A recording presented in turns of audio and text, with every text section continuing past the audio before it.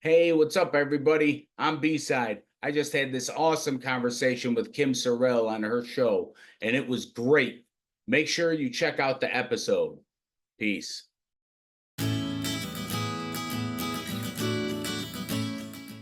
Welcome to the show. I'm so happy you're here. You're going to be so happy you're here. I am Kim Sorrelle. I'm an author. I'm a speaker. I get to do a lot of fun things in life, but my favorite thing to do is meet people. And I get to meet some of the world's most extraordinary human beings. And today is one of those very, very special people. I'm so thrilled that he's here. Robert B-Cide is in the house. And I got to tell you, there have been so many reasons I've been looking forward to this interview. Robert is an overcomer. He is a guy who has a smile on his face when he doesn't have to. His music he's been producing forever is incredible. He's done so many things in the world and to help the world. His music helps so many people, just everything he does. I just love this guy and I'm so happy he's here. B-Cide, welcome to the show. Thanks for having me. That was a great introduction. Well, I'm so glad to have you. And so we're gonna get into a lot of stuff with you. Yeah, I know you've overcome some challenges, you're living with some challenges, and people are gonna get a lot out of that today and hear your story. But I want to start earlier before all this happened. I want to start with 8-year-old Robert. I want you to tell me about 8-year-old Robert. Ooh, 8-year-old Robert. I was playing with my brother. We're 18 months apart. He's younger than me. So we were probably playing with wrestling figures and all that other cool stuff. I probably had dreams to be an entertainer, you know. I can always remember like doing magic at like family functions and things, and it was actually kind of a cool time, you know. We were living at my nana's house. My parents had split up when we were like 3 and 4. I was about 4. So my mom took us and we lived at my grandmother's house, but I call her Nana, so grandmother in Italian. So yeah, that 8-year-old Bob. Yeah, that's what you were known by, Bob, at the time? Yeah, well, Yeah, Robert. Robert. Yeah, Yeah, yeah. yeah, Well, so I mean, it's tragic. It's too bad that your parents split up. But I yeah. think there's something really special about living with your grandma. Yes, there was something really special there. She was definitely something. Yeah, well, and Italian. Did you do the big Italian dinners, everybody coming over and the whole family there and the big, you know, all the food and all the fun and all the cousins and second cousins or whoever, whatever? Yep, and yep, that was like every holiday and all kinds of stuff like that. Always had the family over, and unfortunately, it kind of died out. You know, once everybody started dying off, unfortunately, then nobody really kept the traditions around. That's too bad. You see Yeah. that happen in families. Something just flew into my face. You Mm. see that happen in families, and and it is too bad. It's like when the matriarch goes to, quite often there's somebody who is the glue in the family that holds everybody together. And then when they're gone, it's like, oh, well, is somebody gonna take their place or not, or what? Maybe Right. it's you, Robert. Maybe you need to be the one that revives the family get together. Maybe. Yeah, yeah, might be fun. Yeah. Yeah. Yeah, because I mean, I just always think that's so cool. And I know Italian families, the Italian families that I know, a lot of them have carried on the tradition. A lot of them actually every single week have family over. Oh, It's a yeah. Yep. big dinner. Yeah. And Yep. A lot of my friends do that and stuff. Yeah. yeah, I know. It's pretty cool. It's pretty cool. Yeah. Okay, so you wanted to be an entertainer. Yeah. Yeah. So things evolved, like you get through middle school, high school. And so maybe your idea of what entertaining looked like changed, or how did you get into music? Right. Well, actually, I had always been into music. I would say probably around 1994, I got into Green Day. And that was like the first piece of like my own music that I was able to buy, you know. It wasn't things that my parents listened to or anything like that. It was my own. So I kind of attached onto them. And I always wanted to be like the guitar player, like the forefront, like the lead singer, and do that. But I didn't learn how to play guitar. My guitar teacher was older, and you know how the old school people are and stuff, and just trying to teach stupid things, and like the different types of no, I was trying to learn power chords for punk rock. I mean, I wasn't trying to learn how to do like like whole the whole structured thing, so I didn't end up learning how to play or anything. And unfortunately, like my lead singer dreams were kind of like crushed. But then as I got I got a little bit older, and I ended up seeing like rappers and stuff like that. And like I started getting into like Master P and C Murder, and like the whole No Limit thing. And then you're from Michigan, so I don't know if you ever heard of the Insane Clown Posse. Oh, of course. Okay. Okay, With so the orange Fago or with the Fago, yeah. yeah, And yeah. so I saw ICP at Woodstock 99 on TV.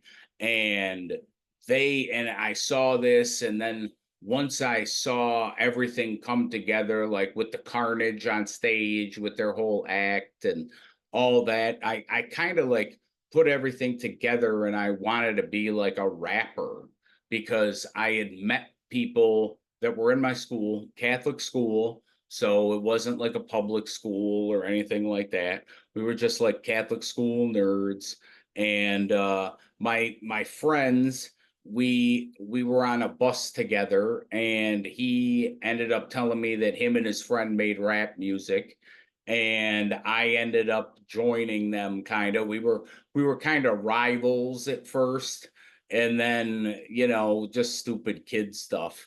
And then like we kind of got cool, we bonded over wrestling and then music and stuff. So then I ended up being with them, and the name of the group was actually called Aspic, like the green jelly that you would put on meat. Oh, Yeah. yeah, yeah. So that like it was kind of like a whole jokey kind of thing, where like this guy made songs about somebody in our school. He made all kinds of like funny stuff. They were Howard Stern fans, and just all that kind of like comedy. So, kind of like put that into doing a little music. And then after high school, I kind of like took it, and then I was managing a heavy metal band actually, and got them shows and really got them started going around locally and stuff. But then I was doing my own rap music, and the rap music just kind of took over everything. I became B-Cide in like 2002, 2003. One of my buddies dubbed me B-Side because my initials are BC, and I spelled it like B-side, like a homicide, and something like that, because I always said I kill people on the microphone. So that's where that comes from. So I kind of like flipped it around. The B-side is like the underrated side of a record back in the day. So that's kind of where I got that whole thing from. And yeah, I would say that's pretty much kind of like the little origin story. Yeah, yeah, I love it. And I love the B-Side. I love your name. And yes, I mean, I used to buy the 45s, and Yeah. you bought them for the A side, for the top side. You bought the hit, and then Yep. you'd play the other one, and you'd go like, yeah, I don't even know the words to this because, am I gonna play it? Should I play it? And you end up playing it and go, wow, this is a good song too. Like, holy cow. But yeah, Right. yeah, the B-Side, that's interesting. And so, yeah, and a lot of B-sides, I think, ended up becoming more popular as time, They did. yeah, which I also They think did. is kind of cool. Yeah. So the kind of music that you do, so you were with a group, where did your career take you from there? Well, from there, I really got involved in like the whole Juggalo community. That's ICP's fans, and they have always been fans of mine. That's like where I promote my music to and everything. And I started making noise for myself in like 2003 with that community, and by 2000, let's see, it was 2006, I ended up getting signed to a deal with Universal and Life or Death Records, this independent company that had major distribution. And I talk about it in my book too, but it really wasn't what it was all cracked up to be. It was just kind of like an independent label that had major distribution. I ended up getting on a couple songs on a compilation album they had. Then it ended up folding. And then I end up coming out with this album I called Free Agent after the whole thing. And then I meet up with these guys named Project Born that were the first act ever signed on ICP's label, Psychopathic Records. And then we end up becoming friends, and we end up going on the road. I pretty much lived in Flint, Michigan for like a year. And yeah, like we would go around and do shows, went all over America, as far as California. Yeah, So that was pretty cool. yeah, no kidding, pretty cool. Yeah, all those Michigan roots. Yeah, yeah. I laugh like I have a lot of ties to Michigan, actually. Yeah, Yeah. it's interesting because Yeah. Detroit, you've spent some time in Detroit as well. Yes. Yes. Yes. Yeah. Yeah, which has gone a long way, by the way. Detroit's Yeah. changing a lot. I love it. But anyway, so here you are, you're making music, you're traveling, making music. And what was the next step for you? Well, the next step was I was supposed to do this album, and we were really supposed to promote it and go on the road with it. And then what happened is I got a pulmonary embolism. I got a blood clot in my leg that traveled to my lungs. And I was in the hospital for maybe like a week or something with that. And then after I get out of the hospital with that, I ended up titling this album Pulmonary Embolism. Oh, But but then what happens is my legs started like giving out. Like I started like uh kind of like having like a drop leg, like where it would just make me stumble and things like that. And I had no idea what exactly was going on. And I had like a therapist come and he's like, "Oh, you're probably from being in the bed in the hospital, this and that." So I'm like, "All right." And then things just start getting weirder. And my mouth started going numb. I thought it was something I ate, pico de gallo. I thought that, like the heat or something from it did something. But then what happened is my midsection ends up going numb. And I'm like, yeah, I think it's time to see the doctor. mhm. So I go to the doctors, and ultimately they end up giving me an MRI, and they diagnose me with multiple sclerosis. And what happens is the general neurologist that diagnosed me is just like, "Oh, you can take these shots and you'll be fine." And I'm like, "Oh, great, I'll be able to take these shots, I'll be good." He never really explained it to me like what it is or whatever. I live in Utica, New York, and we really have bad doctors. It's really not good around here. So, I mean, I was taking this medication and noticing that nothing was really happening. Like I wasn't basically the MS medication is supposed to stop the progression of it.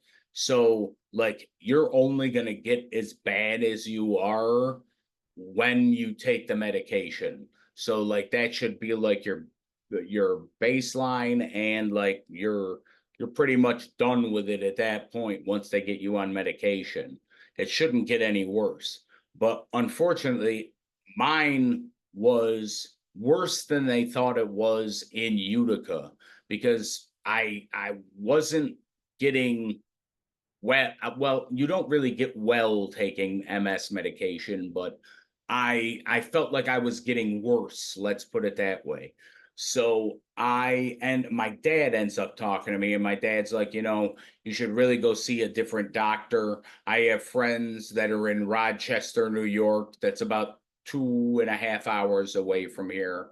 And he ends up getting me hooked up with these MS specialists in Rochester. They get me like a full on MRI with everything. You compare these two scans. The one in Utica looks like a 1950s TV. The one in Rochester looks like a full on 4K HD. Like, it's just unbelievable. And the doctor's explaining everything to me and telling me things that are going on. And then they end up switching my medication. So I end up getting on a different medication, and my progression has stopped. I'm not getting any worse, but unfortunately, like now I'm in a wheelchair and stuff. So I mean, that's the unfortunate fact of that. But I know with the right kind of physical therapy and things of that nature, I could walk again. But unfortunately, I'm on Medicaid, so we don't have that kind of luxury. Yeah, that's too Yeah. bad. That's too bad. I wonder if there's anybody listening that has a solution to that. If there's any organizations out there that help with that kind of thing, that would be wonderful, because it would be great, I'm sure, for you to be able to walk again. Yeah. Meanwhile, so here you are going to the doctor first, not knowing anything about MS, just take these shots and whatever, and then you learn all about MS. And fortunately went to doctors who then gave you the right medication so that you're not progressing, the disease isn't progressing anymore. That's Right. a good thing.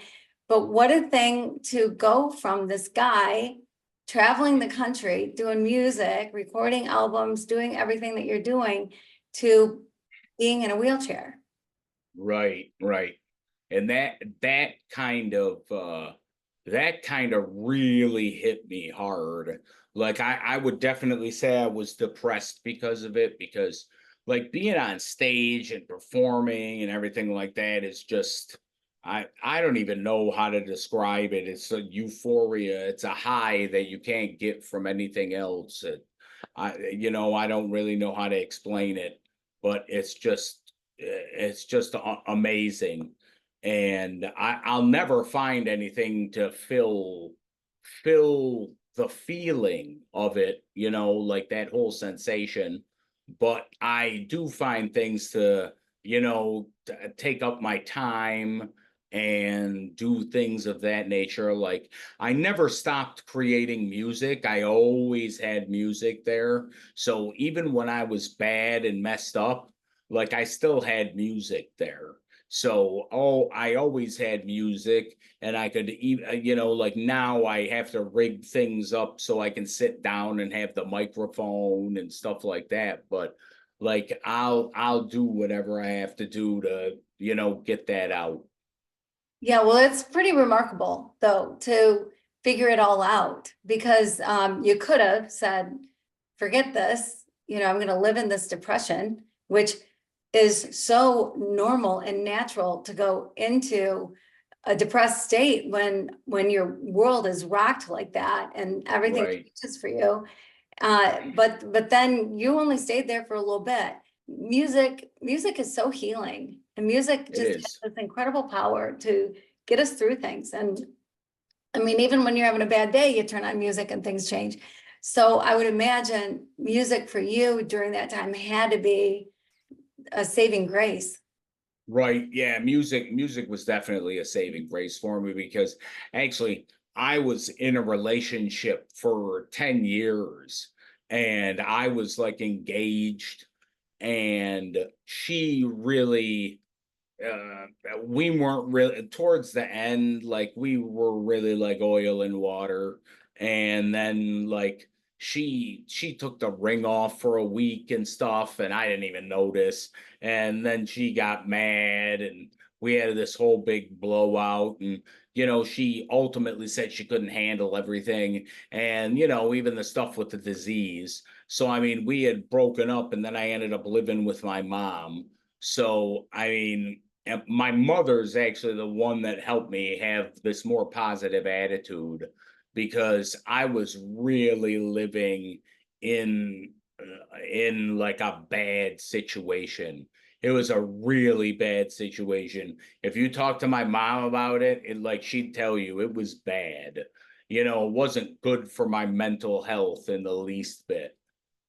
Yeah, I would imagine, it Yeah. wouldn't be. And then, your mind can go in all kinds of dark places when, Hmm. when you're in a situation like that. And so what did your mom do? Like, she sounds like mom of the year. So what Yes. did you do to bring you out of it?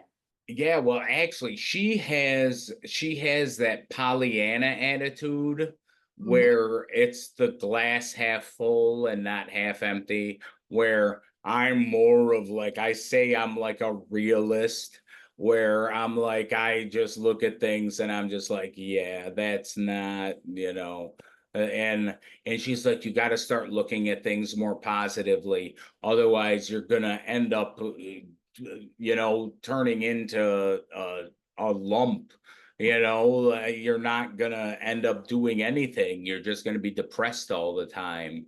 And she really got me into a mood where I'm thinking more positively about things. And that's actually why I wrote the book that I wrote. And I'm doing all the things that I'm doing right now because she really has told me to think more positively, and I'm just trying to do whatever I can. Yeah, good for her. You're Yeah. lucky to have her for your mom. That's, Yeah. yeah, that is awesome. Because even for a mom, it'd be easy to kind of wallow in self-pity, right? And go, oh, woe is me, my poor son, and just want to coddle you instead of saying, hey, life can still be happy. It's okay. You Right. don't have to be depressed and down all the time. Like, yeah, yeah, you're mad about it. You can be sad about it, all of that, but you can also enjoy life again. Yep. And write music and do all the things that you love to do and perform. You figured out a way to perform. And there's not many people on a stage singing in a wheelchair.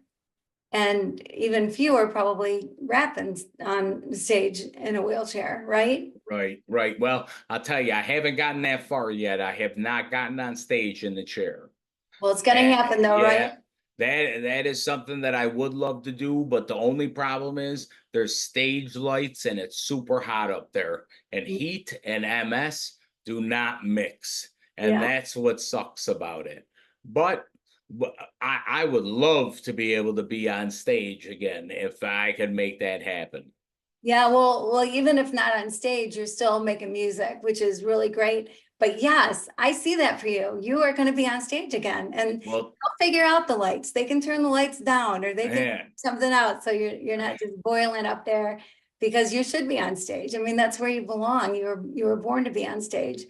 So I'm excited for the day that it's going thank to you, happen, and I'm going to be in a seat in the front row, going, yes, there you are. thank you. So excited for you. Yeah, so it is good. It's important.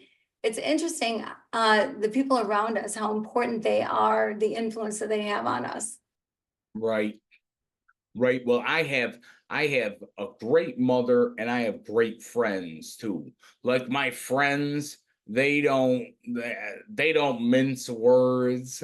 It's great. They'll be the first people to be like, "Come on, get off your butt and, just let's do something." Like it's tough because like I have 24-hour care now.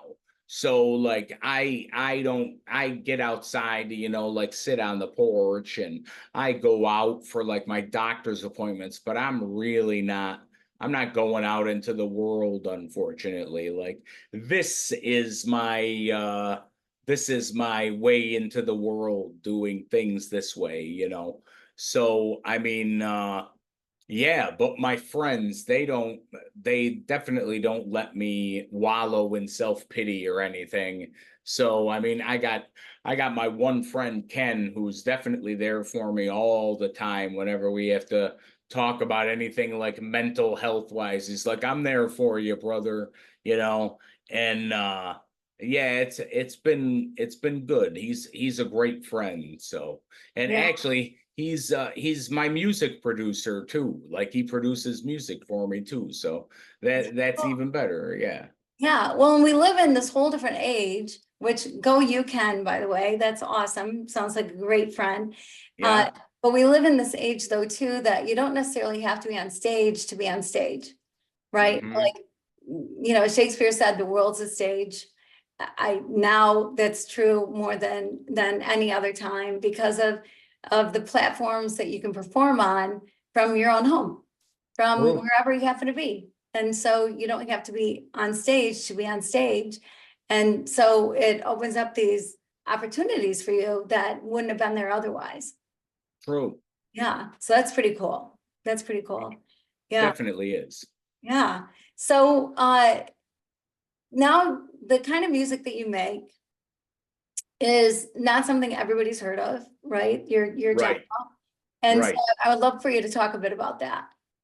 Okay. The genre that I'm in, they call it horrorcore, but it's more it's not mainstream. It's not like mainstream music. I like to say we talk about everything from love to murder, and that's kind of what we talk about. And it's not always the most clean. I'm vulgar and things like that. So I mean, it takes a certain kind of person to listen to it, but I definitely give 100% in everything that I do. And like I make love songs, I make all different types of songs, party songs, and songs where sometimes maybe you want to kill somebody. I don't know, you know, Yeah. but but it's all types of the spectrum, and it's definitely fun music. And I'm actually working on something right now. If you want to know about it, Mhm. I'm working on something right now with my producer, and we are going to be dropping an entire album about multiple sclerosis in March on Multiple Sclerosis Awareness Month. Wow. And it's going to be a hip hop album completely dedicated to MS. And I'm not cursing in it. I'm not doing anything like that. I'm making it for everybody. And I want to try and bring awareness to it, and let people know that you can still have it and do things. And I'm even trying to work on a couple features to get on it too of some artists. So I mean, that's something that I'm working towards. There's this one artist, her name is Tamia. She's actually married to Grant Hill, the basketball player from the Detroit Pistons, I think. Actually, that's Yeah, where one he of the was from. greatest basketball players of all time, I would say. Yeah, Yeah, yeah. yeah. And she has multiple sclerosis. So she's a singer. So I actually hit up her management team, and I want to see if she can get on a song with me. And that would be pretty awesome. And then I got another underground artist that I'm working on to get him on a song too. So that's going to be pretty awesome when that happens. But we've been steadily working on this album. Right now, I have 28 demos recorded for it. Wow, wow, Yeah, that's yeah, fantastic. Yeah, yeah. wow, that's really exciting. And that's what I like too about you and about music is that the giving back, right? Like when you write, you write from your heart, you write from your soul, you write from the bottom of your toes to the top of your head, like you put your Right. whole self into it. And I would imagine sometimes it is, you know what you're trying to say, but Yep, also music is so much left up to interpretation. it is. Yeah, Yeah, what I like to say is like I make a song for me, but as soon as it's put out there, it no longer has the same meaning as it has for me. It means whatever it means to you. That's how I look at it. And once it goes out, it doesn't mean the same thing anymore. I had somebody hit me up on TikTok recently, and they're like, "Oh, I was having a bad time, and I was listening to this song," and I'm like, wow, that's crazy, like I would never think this song particularly would help somebody get through a specific time, but it's like, oh, that's awesome, dude. Whatever your meaning is for it, that's great to me. yeah, that's so cool. That is so cool. Yeah. Yeah, yeah. And I also love that there are so many genres of music and some that people have never heard of before, like the genre that you're in, even though you expand beyond it, right? You're doing the hip hop, but Right. but that there is a following for that. Yeah. And we're not all square, and we don't all fit into a square peg, right? And so it's No. different strokes for different folks, or I don't care how you want to say it, but Yeah. we don't all love the same thing. And I love that. I love that we're that unique that even in music, we have different tastes in music. We have different things that we're drawn to, I think is part of the beautiful mosaic that is humanity, right? And Yeah. so there is a very specific group of people that love your genre and are invested in it and want to hear more of you and more of you and more of you and support you. And Yeah. I feel like that's something that you see too, like in sort of subcultures of music, that Yeah. there's a lot more loyalty.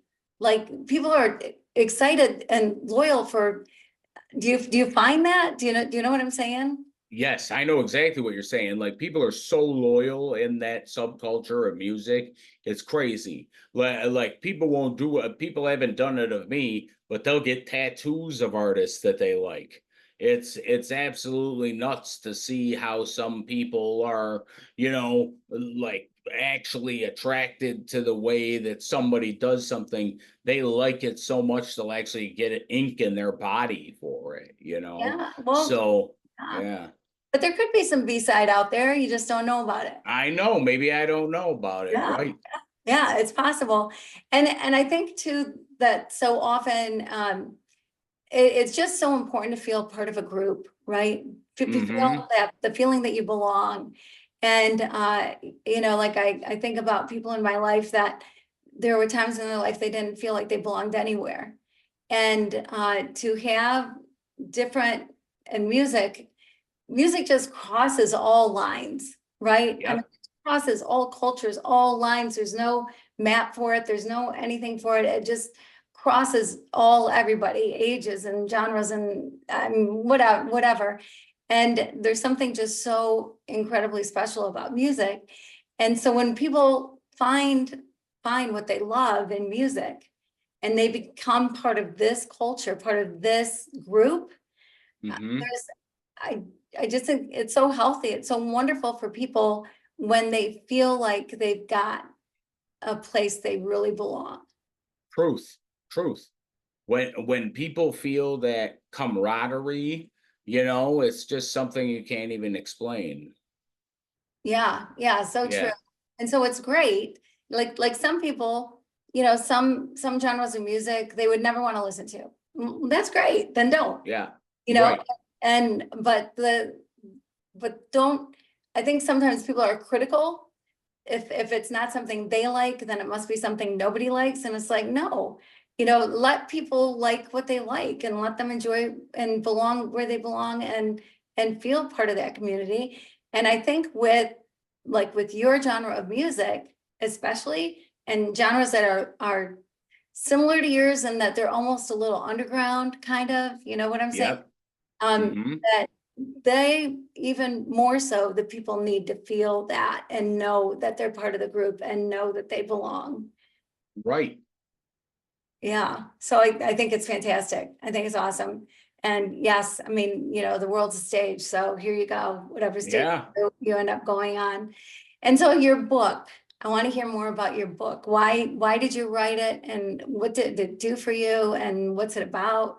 Just tell my audience about your book. Oh, no problem. Well, it's called Mylin My Shoes, but it's spelled Myelin. And what myelin is it's the coating around your nerves that the MS eats away at. So that's actually what MS is doing right now. So I wrote this because actually I was working on a project with my father, and what happens is when I'm working on things, I don't feel like I'm in pain anymore. So like I'm doing this with you, I'm not in pain whatsoever. I feel like I'm normal. So I was working with my father on something, we're trying to work on some business together. And then there was like a lull in the time that we were doing things. And I'm like, I've always wanted to work on a book. I had something that was written. I had a couple things jotted down in my phone where I'm like, I want to write a book that's kind of like a life story, like with like my music and stuff.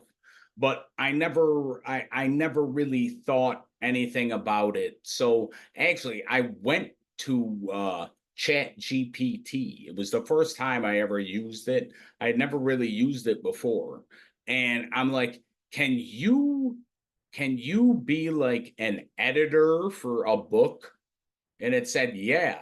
So so I'm like, okay, so I started finding out how it works. And I'm like, the more information you feed this thing, the better it is. So this thing knows my whole life story. This thing helped me write my whole life story. I'd write paragraphs of things and feed it all these paragraphs and stuff, and it would just help me condense it into like chapters, like have these rambles that I would go on or something, and just like help me condense it and stuff. And I was working like that with this thing, and I end up I end up putting out this whole text. I'm like, it's what is it? It's like 55,000 words or something. And I'm like, okay, well, that's something. And I'm like, what do I need to do about this? Like what should be like the hook of the whole thing? And it's like the MS is really like the hook of the whole thing, because I I got diagnosed right in the middle. I was right there when I'm talking about like coming out with that album Pulmonary Embolism. I was right there. I was right there to go out and start promoting it and do what needed to be done with it, and then finally start making money on music and being able to tour and stuff like that. So then MS hit me, and I'm like, okay. So I figured I'd write about that, and maybe it would help people with MS too. So I kind of like gave my life, like how it was with music, and then what happened when MS kind of hit me. And then I talk about the MS, and how friends treat me with the MS, and things like that. So I really wrote it kind of to get things off my chest, and also for like something to help people with like MS or a chronic illness or something like that, to kind of let them know you can still do things. Just because I'm kind of trapped in this wheelchair doesn't mean that I'm really trapped. I can still make music, I can write, and it's just that's kind of what I did. I just kind of went on my phone because I can't really write anymore with my hands. The MS kind of took away my ability to write really well. So I go on my phone, type in the stuff, dictate the stuff, and then help use Chat GPT to help me along with it. And then I ended up coming out with this whole book. And that's kind of what happened. And it all came out because me and my dad were kind of like not doing anything, and I'm like, I need something to keep my time, otherwise I'm gonna go crazy. So that's what I did. And then after the book, uh, I'm like, we need to do an album about multiple sclerosis. So that's kind of keeping me busy now. And then I still have to get up with my dad and work on that too. So Yeah, trying that's to so keep, good.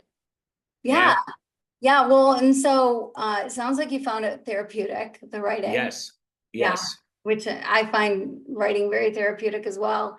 yeah, Because you can get into a whole different mind space. It's like you can sort of leave this world for a while and just get into a whole new world where you're just writing and you're just there with your thoughts, and which is one of the wonderful things about music and singing right, and right. Well, writing. actually, I say when I sometimes there are some songs I don't even know how I wrote them.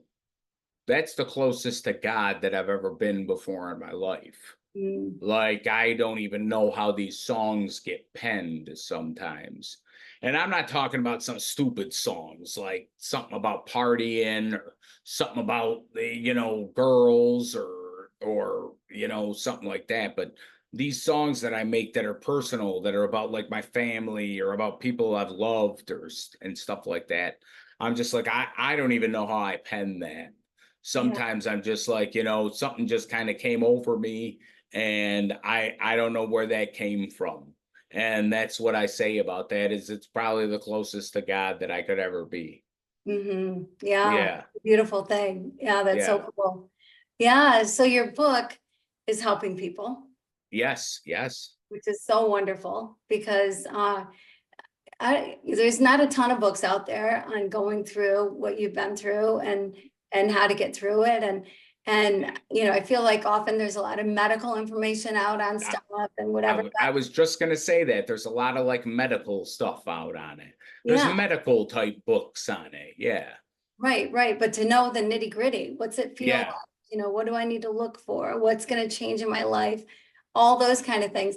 But you also talk a bit about, I believe you talk about kind of the wrong things to say, or things that happened that were, I don't know, people don't always know the right things to say and instead say completely the wrong things. Right, right. Yeah, like when people are like when I'm like, "Oh, I got MS," and somebody's like, "Oh, I'm sorry."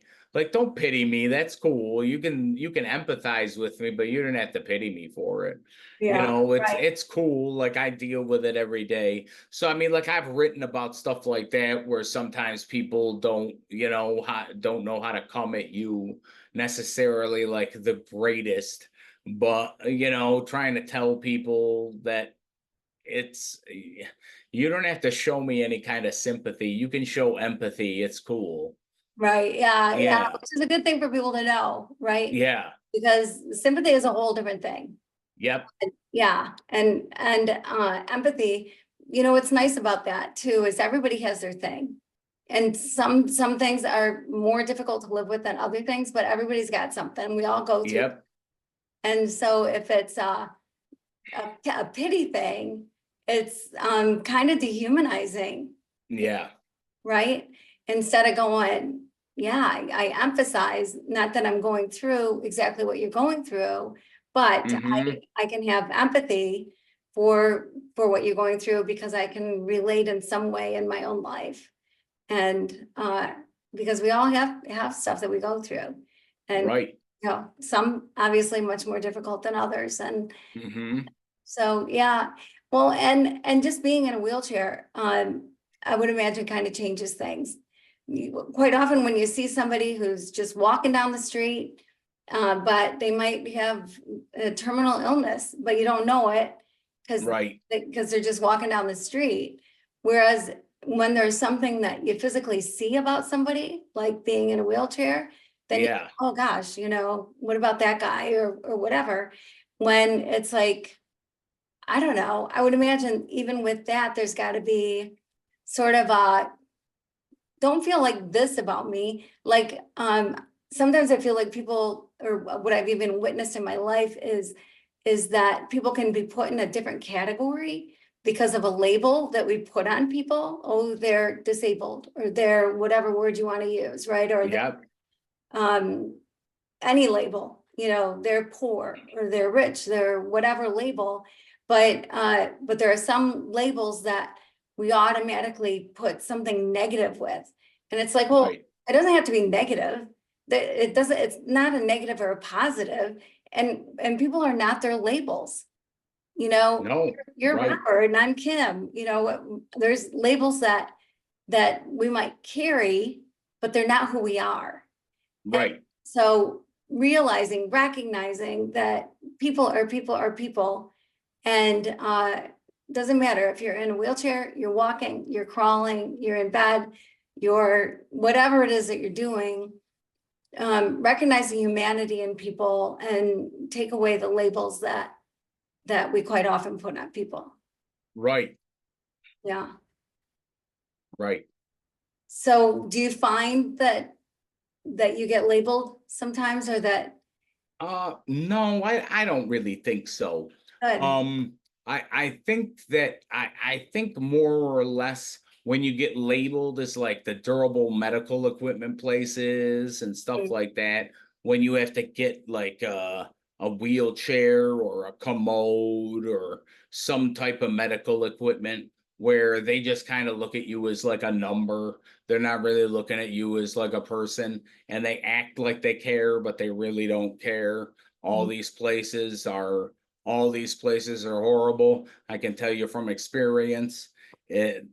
I have not had a good experience with getting any kind of medical equipment, and it's not an insurance problem. It's a medical equipment problem. It's that they think one size fits all, and it's not like that. But that's what's covered by insurance, and that's the way it is, unfortunately. Unless you're like a private pay type person, you're only getting stuck with what your insurance pays for. Yeah, what's Yeah. about that is it's the people that are making those rules probably have never had to be in a wheelchair, Nope, they or never they've have. never had to have whatever kind of medical equipment. So they can't relate, and so they don't understand. And That's exactly it'd be better if we had, like even with insurance companies, they have on your board, have people in different places in life so that you can gain information. You can learn so much more, open up your world to what people really need, and how to best meet people's needs. right. Right. That's it. I think if that happened, you'd start seeing a little bit more compassion from some of these places. Right. Yeah. Yeah. Yeah, I think that's true. And compassion's a huge thing. And we need it. We need to give it to each other. Compassion and mercy. We need to give it to each other. Like as much as we need to give it to each other, we need to also give it to ourselves. Right. And give ourselves a break when maybe we haven't done something that, something didn't go quite our way, or whatever it is. But, show ourselves mercy and show people around us compassion and mercy. And you can show love that way, which is what the world's all about. It's what Right. we're here to do. We're here to love each Yeah. other. And that's what we should be doing. So, Yep. yeah. So this is so exciting. So you've got this book and you're helping people that way. You got this album coming out. Man, I'm so excited about that. I think that is just so great, because there are so many things in life that people just don't understand unless you're personally connected to something. You don't get it. And then Right. and then if you have it, you can feel so underrepresented because people don't understand it. So to put something out there, like you already have with your book, and then now with your album, where you're giving people a better understanding of MS, of what it's like to live with it, of what it's like to transition from this guy who's just, traveling the world, to all of a sudden this guy who has this diagnosis and it rocks his world. And Right. I just think you're helping so many people by doing that. The whole MS community for one, but also just people in general to understand more. We just all need to understand each other better. Thank you. Thank you. Yeah, well, thank you so much for what you're doing. I really You're appreciate it. welcome. You're Yeah. welcome. So how can people get in touch with you? What else do you want people before we go there? I just want to know, what do you want people to know? Just that, people with MS, we're just like everybody else. You just can't see what's wrong with us.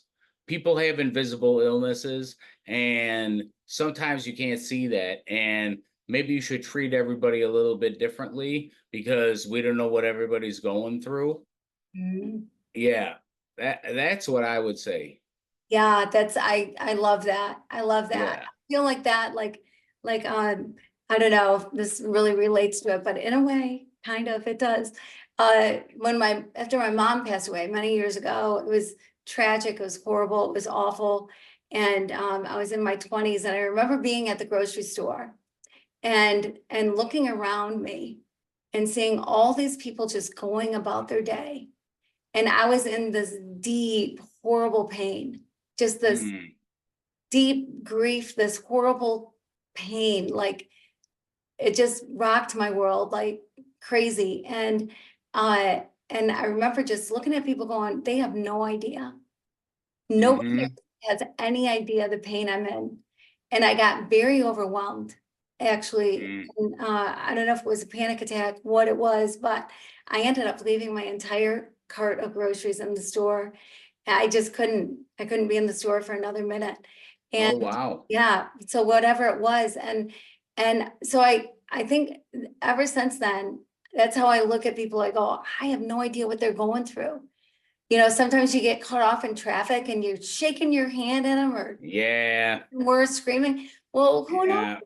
yeah, They I might be in know. a hurry because they just got a bad diagnosis. Maybe they're going because somebody they know is sick. I mean, who knows what's going on in their life? Or even if all they are is angry, they're angry for a reason. They're angry. Right, So who knows what's going on in their life? So, feeding into it, flipping them off, what does that do? That just raises your own blood pressure, right?